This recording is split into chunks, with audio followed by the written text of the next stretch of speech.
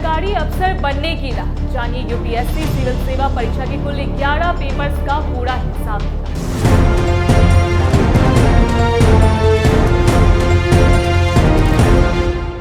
नमस्कार, आप देख रहे हैं Y24। मैं हूं आपके साथ अपराजिता सिंह।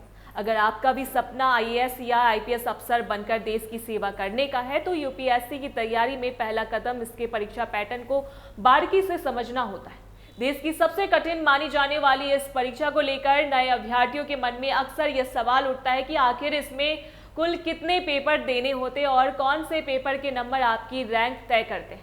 बहुत से लोगों को लगता है कि हर पेपर के अंक फाइनल लिस्ट में जुड़ते हैं, लेकिन असलियत थोड़ी अलग है। सिविल सेवा परीक्षा की पूरी प्रक्रिया मुख्य रूप से 3 चरणों में बांटी हुई है, जिसमें प्रीलिम्स, मेंस और इंटरव्यू शामिल है। अगर लिखित पेपर्स की बात करें तो प्रीलिम्स और मेंस मिलाकर उम्मीदवारों को कुल 11 पेपर्स का सामना करना पड़ता है।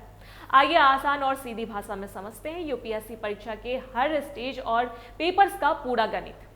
परीक्षा की शुरुआत पहली सीढ़ी यानी प्रीलिम्स परीक्षा से होती है, जिसमें एक ही दिन में 2 पेपर कराए जाते हैं। ये दोनों ही पेपर ऑब्जेक्टिव यानी बहुविकल्पीय सवालों वाले होते हैं।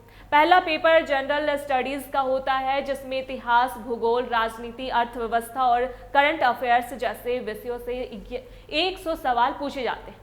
यह पेपर 200 अंकों का होता है और मेंस परीक्षा में जगह बनाने के लिए बनने वाली कट ऑफ इसी के आधार पर तय होती है।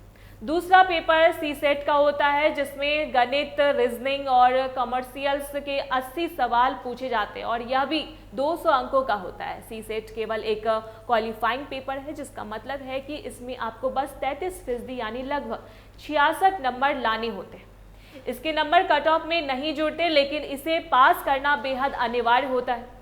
प्रीलिम्स की बाधा पार करने वाले अभ्यर्थियों को दूसरे चरण यानी मेंस परीक्षा में बैठने का मौका मिलता है। मेंस में डिस्क्रिप्टिव यानी विस्तार से लिखकर उत्तर देने वाले कुल 9 पेपर्स होते हैं। इन 9 पेपर्स को 2 हिस्सों में बांटा गया है।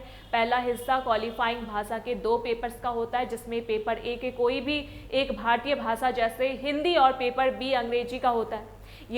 ये दोनों पेपर से 300 अंकों के होते हैं और इनमें सिर्फ 25% नंबर लाकर पास होना जरूरी होता है। इनके मार्क्स भी फाइनल मेरिट लिस्ट में नहीं जोड़े जाते हैं।